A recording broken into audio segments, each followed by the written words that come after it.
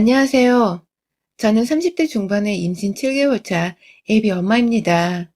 이것도 태교라고 생각을 하며 임산부인 제 심리적 스트레스를 완전히 풀어보고자 적나라하게 한번 적어가 보도록 하겠습니다. 저는 3년 전에 소개팅으로 저보다 3살 연상의 남편을 처음 만났고요. 연애 1년을 하고서 결혼한 지는 올해로 2년 차입니다. 결혼을 하던 그 당시 지금의 제 나이쯤이던 남편은 뭐가 그리 급한지 연애를 시작하면 내내 결혼을 하자고 서둘러 댔고요. 사실 저는 결혼이 급한 정도까지는 아니었고 괜찮은 사람이라면 언제든 시집갈 자신은 있는데 남편을 다 파악하지 못했던 생각이 들어서 겨우 기다리게 하다 보니 1년의 시간이 더 주어지더군요. 사계절을 다 보고 나니 남편이 비교적 어떤 사람인 줄도 알겠고 이 정도면 결혼을 해도 되겠다 싶은 마음에서 식을 올렸습니다. 처음 결혼을 하고서는 남편이 혼자 직장 다니면서 근처 자취를 하고 살던 집으로 들어갔어요. 복층의 오피스텔이었는데 생각보다 위층에 침대가 놓여져 있고 아래층은 테이블이랑 소파까지 놔둬도 공간이 널찍하더라고요. 살림합쳐 돈 아끼면 사는 데에 문제가 없겠다 싶어서 들어갔고 남편도 이 오피스텔 계약이 만료되면 무조건 전셋집을 구해서 신혼집을 차릴 거니 추후 이사 문제는 걱정하지 말라고 신신당부를 했던 바람에 전 딱히 우리 부부가 살 거취 문제로 추후 문제가 생길 거라곤 감히 상상도 못했습니다. 그런데요, 결혼하고서 1년 3개월 정도가 지나 오피스텔 계약이 만료될 날짜가 다가오는데 우리 남편은 퇴근을 하고 와서도 집 한번 보러 가잔 말도 없고 집에서 부동산 사이트를 뒤져볼 생각도 하질 않는 겁니다.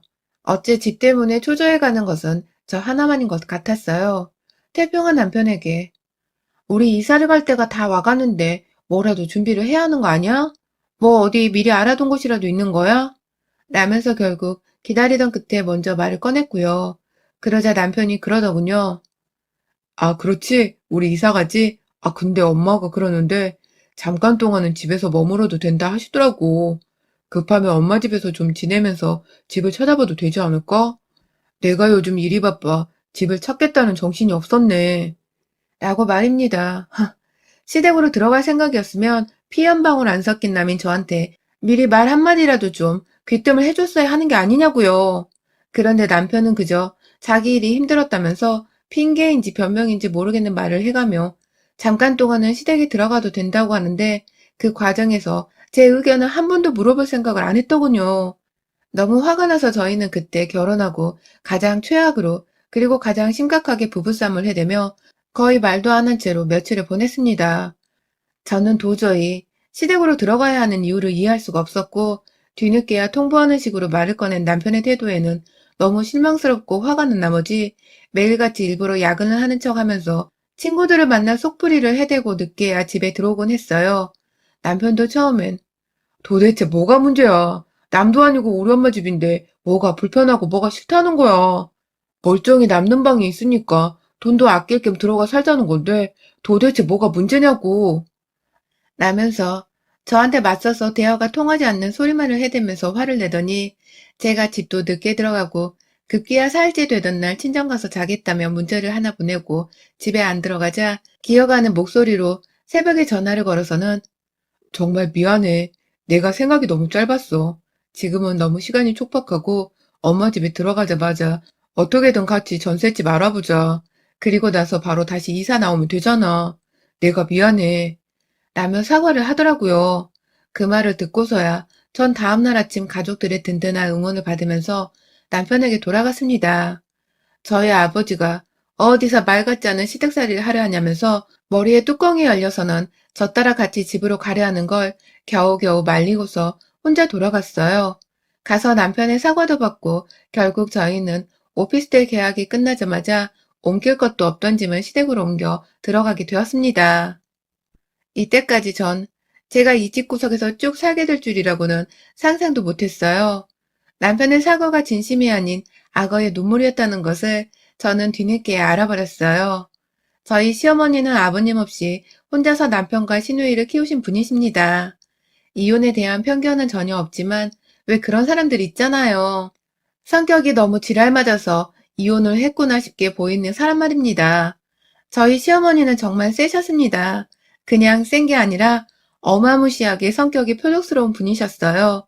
그걸 저는 결혼 전에도 결혼하고 나서도 쭉 모르고만 지내다가 함께 합가를 해서 살게 된 약 7개월의 시간 동안 뼈저리게 매일 느꼈죠. 제가 합가를 하기 싫어했다는 것을 남편이 쪼르르 달려가 일러바쳤던 바람에 시어머니는 이미 처음부터 저를 보시는 눈빛이 아주 쌀벌하셨습니다. 급기야 이삿짐을 모두 옮기고서 남편이 어릴 적에 지냈던 방으로 들어가는 순간 크기가 너무 작고 침대 하나만 들였는데도 방의 절반 이상이 다 사라진 꼴을 보고서 저도 모르게 한숨을 지었는데요. 뒤에서 그걸 들어버린 시어머니는 왜 남의 집구석에 와서 한숨을 쉬고 지랄이야! 라고 하시더라고요. 저 정말 결혼을 하면서 제가 시어머니 되는 분께 지랄이냐는 소리를 들을 줄이라고는 꿈에도 생각을 못했네요. 남의 집구석이라고 말씀을 하시는 거 보니 제가 남편에게 합가하기 싫다고 투정 부렸던 것을 다 전해 듣고는 저한테 똑같이 투정을 부리시는구나 싶기도 했고요. 급하게 사과 말씀을 드리고 방 안으로 들어갔는데 미래의 내 처지가 막 그려지는 것 같아서 어찌나 눈물이 나던지요.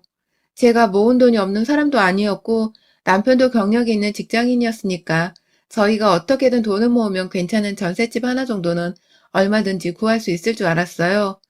그런데 남편은 제가 생각했던 것보다 훨 능력이 없었을 뿐만 아니라 모아놓은 돈도 없는 사람이더군요. 게다가 혼자 계신 시댁의 시어머니까지 이렇게 최악인 사람이라니 눈물이 나지 않는 게 이상할 정도였습니다. 조만간 집을 나갈 수 있다는 희망만을 가진 채 정신을 차리고서 시댁에 들어가 살자마자 저는 최대한 퇴근하고서 혼자라도 집을 알아보고 다녔어요. 남편에게 연락해서 같이 집 보러 가자고 하면 갑자기 야근이 있다면서 못 간다고 하질 않나. 몸이 피곤해서 다음에 가자고 미루지를 않나. 하다 이제 겨우 엄마랑 오랜만에 같이 사는 건데 조금만 더 같이 살면 안 되냐는 본심까지 드러내면서 제게 집을 구하지 말라고까지 하는데 정말 이런 마음을 먹으면 안 되는데 사람이 분노 조절이 안 되니까 눈에 뭐가 보이기라도 하면 싹 다 불질러버리고 싶기까지 하더군요. 결국 그렇게 2달을 더 시댁에서 보내고 있었고 저는 출근하는 길이 그렇게 행복할 줄은 시댁에 살면서 처음 알았습니다. 오죽하면 출근하러 가는 길이 세상 가장 행복하고 이 시댁에서 탈출을 한다는 생각에 기쁘기까지 했을까요? 그런 제 마음을 아는 건지 시어머니는 어떻게든 저 하나 골탕을 먹이겠다면서 아침 출근 준비를 하는 저한테 너는 시험에 아침 한번 차려주고 가는 꼴을 내가 언제 볼 수 있을런지 모르겠구나. 아침에 좀 한두 시간 일찍 일어나서 밥 한 끼 차려주는 것이 다일 텐데 안 하는 걸 보면 시어미를 향한 정성과 존경이 부족한 거지. 라면서 출근하는 사람 마음 불편하게 아침밥 타령을 하셨고 매일 말하다 보니 나중엔 그 잔소리가 퍽 익숙해지기라도 한 것인지 나중에 저거 진짜 사람 말 한 귀로 듣고 한 귀로 흘리는데 도가 텄다니까. 진짜 볼 때마다 짜증나 죽겠어 정말. 출근하는 길이 좋으면 쳐 웃지를 말고 그냥 쥐 죽은 듯이 조용히 나가. 너 같은 며느리 100가만히 줘도 필요 없으니까 그러고 그냥 나가선 그냥 아예 들어오지도 마. 꼴보기 싫어 죽겠어 정말. 라면서 귀엽고 웃으며 하루를 시작해보겠다고 마음가짐을 하고서 출근하다 나가는 제 얼굴을 보고는 꼴보기 싫다면서 손가락을 제 코앞까지 다가와 제 얼굴에 치켜 세우면서까지 침 튀기며 소리를 지르시는데 그 모습이 딱 괴물 같았습니다.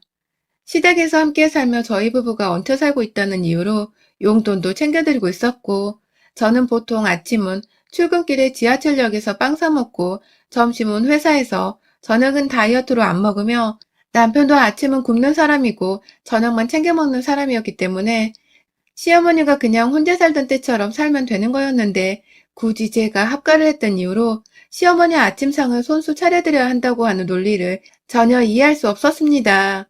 저녁도 남편하고 시어머니 드시는 거니까 둘이서 알아 차려 먹으면 될 텐데 꼭 저한테 저녁 안 차리냐고 눈치를 주고 남편도 제가 저녁 안 먹는 걸 다 알면서도 엄마가 하루 종일 일하느라 피곤하실 텐데 오늘은 너가 차리지 그래?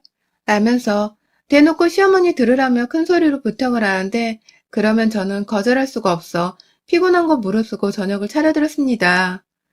그냥 며느리와 한 집에 살면서 기선제압 혹은 시집살이를 시키는 걸로밖에 보이지를 않았어요.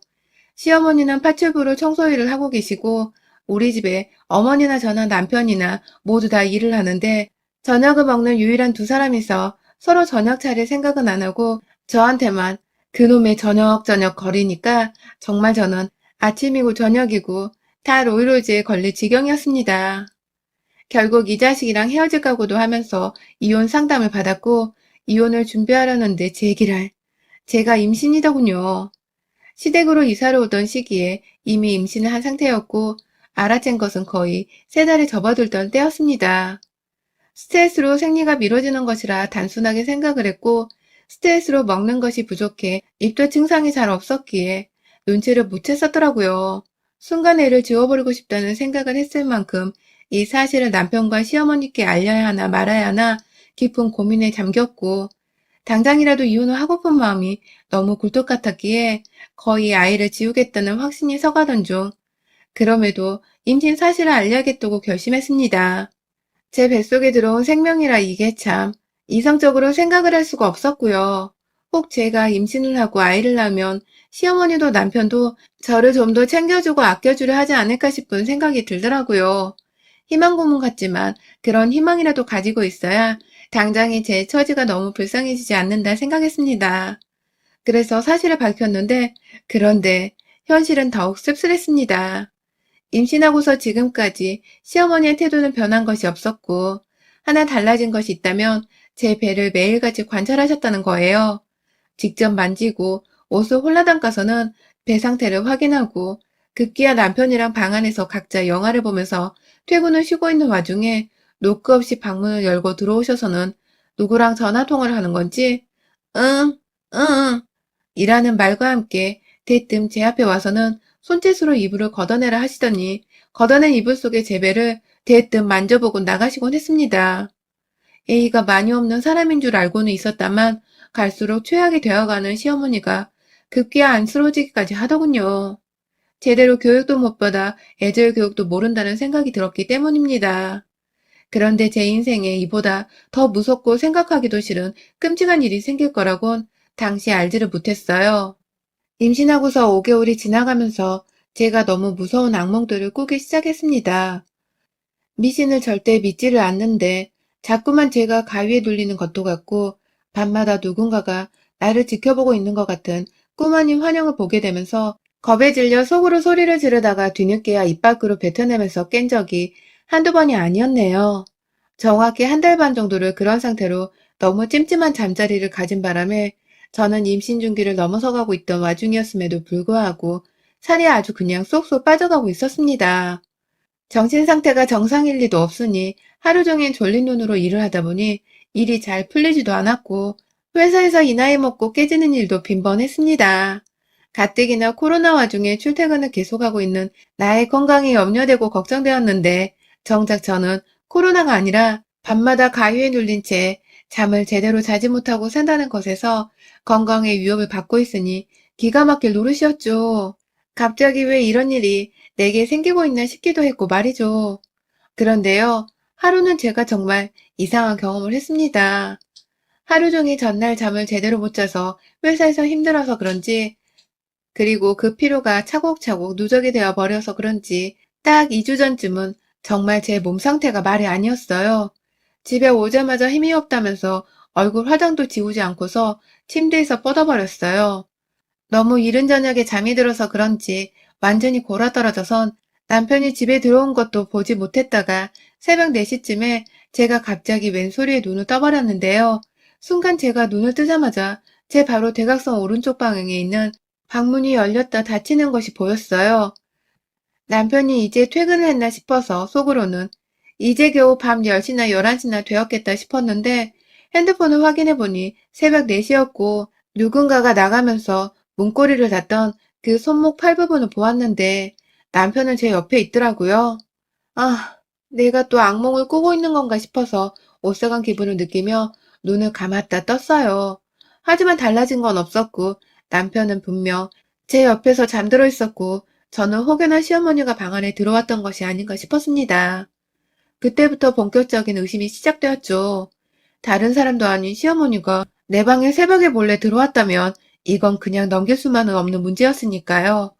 그날부터 저는 의도치 않게 임신성 졸음과 더불어서 여전히 누적된 피로를 이기지 못한 채 퇴근하고 집에 오면 시어머니를 마주보기도 싫다며 뱃속하기 생각을 하면서 거의 바로 침대 위로 직행을 해서는 저녁 8시가 되기도 전에 뻗어버렸고, 그로 인해서 새벽 4시나 5시가 되면 어김없이 깨어나 버리는 수면 패턴을 반복하게 되었습니다. 얼떨결에 새벽에 잠이 깨면 낯설긴 했어도 생각보다 몸은 개운하더라고요.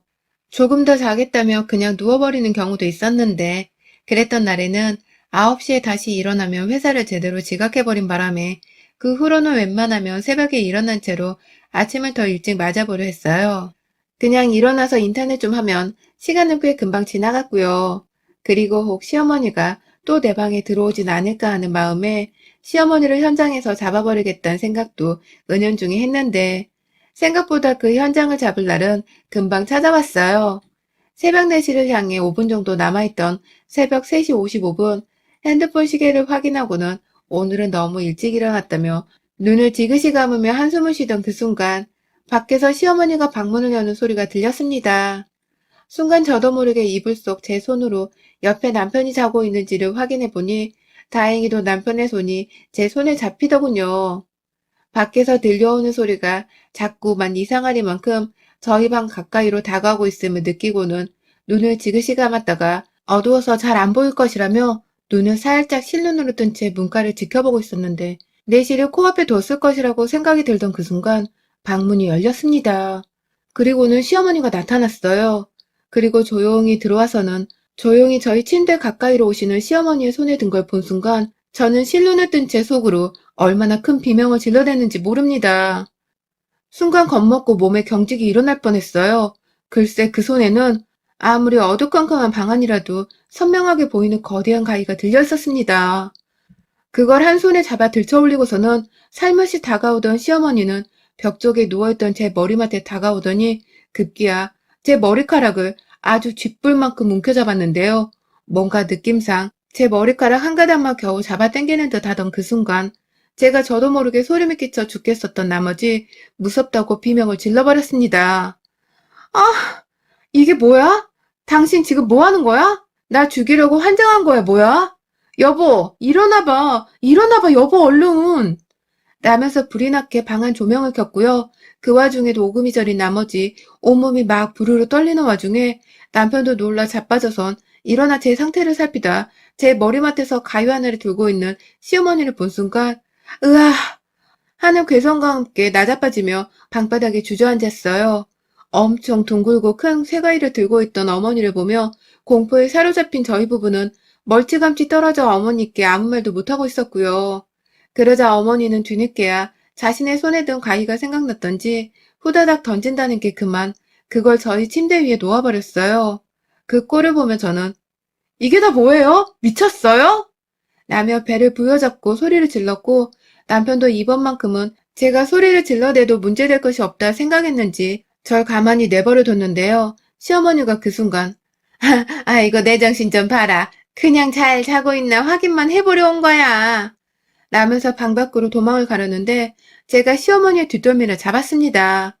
그리고는 아까 내 머리카락을 한 가닥 짚더니 여전히 손 하나를 무언가 잡고 있듯이 꼭 쥐고 있는 시어머니의 자세가 의심스러워 손을 들쳐 올리니 희미하게 긴 머리카락 하나가 보였어요. 제 머리카락 말입니다. 그걸 보자마자 제 온몸에 소름이 쫙 돋으면서 머리카락을 어머니 손에 놓치게 하며 귀에다 대고 소리쳤어요. 당신, 내 머리카락 뜯어 뭐하는 짓거리야? 뭐 내 뱃속에 있는 내 자식이랑 유전자 검사라도 하겠다는 거야? 라며 어떻게든 뭔가 알아내겠다고 벼르다가 시어머니의 뒷목을 끌어당기면서 시모방으로 뛰쳐갔습니다. 가서 시어머니를 방구석에 던져버리고선 무슨 짓을 한 건지 보이라면서 그 앞에서 동네 떠나가라 소리를 지르며 시모 물건들을 던져대기 시작했고요. 그러다 시모 화장대에 있던 시뻘건 직사각형 상자 하나를 집어던지게 되었는데 그 안에 든 내용물이 방바닥에 떨어지게 되면서 저와 제 뒤에서 절 말리던 남편까지 우리는 모두 경악을 금치 못했습니다. 글쎄, 그 안에는 그간 한두 번 잘라냈던 것이 아닌 건지 제 머리카락으로 추정되는 무수히 많은 머리털들이 먼 한자에 적힌 시뻘건 봉투 안에 흥건하게 들어가 있었고 그 바로 옆엔 누가 봐도 저인 것으로 추정이 되는 팬티를 입은 웬 볏집 인형이 큼지막히 송곳바늘에 온몸이 찔려서는 흉악하고 끔찍스러운 모습을 갖추고 떨어져 있는데 그만 제가 시어머니께 달려들어서는 나를 저주하려 한 거야?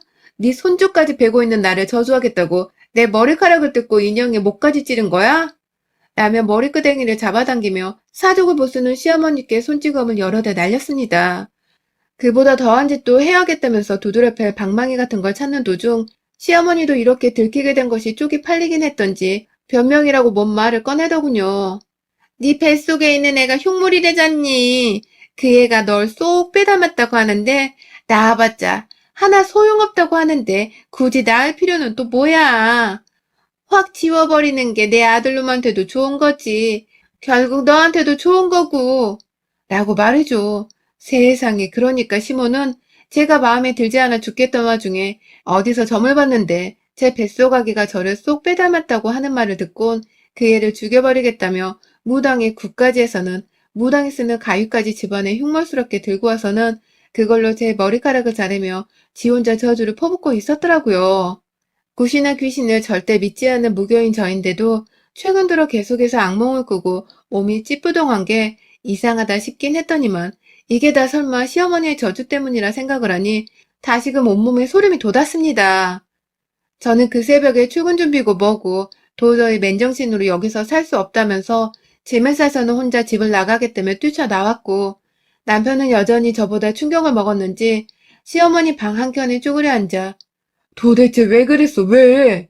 라며 울부짖다가 나중에야 제가 집을 나가자 절 따라 나와서는 애기 생각을 해서라도 몸 무리하지 말라고 직접 바래다 주고 처가댁에 내가 말씀드릴 기회를 달라면서 절 태우더라고요. 그리곤 저희 친정애와 한참을 화내고 역정내는 저희 부모님 앞에서 무릎을 꿇고 사죄를 하며 자기 엄마가 저지른 이 황당무계하고 소름 돋는 일에 대한 용서를 대신 구했습니다. 저는 그 길로 남편을 대신해 시댁에 남은 저의 모든 짐들을 빼 친정으로 이사를 왔고 남편도 꼴보기 싫다며 남편은 집안에 들어오지 않았어요. 남편은 이해한다며 당분간은 자신이 시댁에서 지내며 둘이서 살 전셋집을 바로 알아볼 테니 아무 걱정하지 말고 있으라며 저를 달랬고 지금도 남편은 전셋집 찾는다고 혼자 집 보러 다니면서 집 사진을 찍어 저한테 보내주고 있습니다. 저는 남편이 따로 살 노력이라도 하고 있는 것을 전과 비교했을 때 더욱 높이 사며 이 자식이 얼른 전셋집을 구해오기만을 기다리는 중이고요. 뒤늦게야 시어머니는 남편을 통해서 그리고 직접 제게 연락을 하려는 시도를 하며 내가 무식하고 철이 없어 못할 짓을 했다. 진심으로 미안하다. 라며 문자를 보내오셨고 그러면서 자기 집으로 다시 들어와 살면 다시는 똑같은 일이 없을 거라는 말까지 하는데 그 마지막 말에 확 깨서는 절대로 그 집 구석에서 당신과 같이 잠을 잘 일은 앞으로 없을 거란 답장을 하며 거절을 했네요. 시어머니도 알겠다고 미안하다고만 다시 사과를 하시며 합가하란 말은 다시 꺼내지 않고 있고 말입니다. 살다 살다 자기 손주가 며느리를 닮았다고 뱃속에 있는 애를 죽이려고 사주까지 하고 저주를 했다는 시어머니는 처음 들어봤습니다. 이 정도로 저나 아들인 남편에게도 이건 정말 충격과 공포에 오금이 저리는 짓거리였어요. 다시는 시어머니를 마주하지 않아도 되는 계기를 마련해 주셔서 감사한 마음을 가져보면서 두 번 다시는 제가 그 집 구석에 발을 디디나 어디 한번 지켜보려 할 겁니다.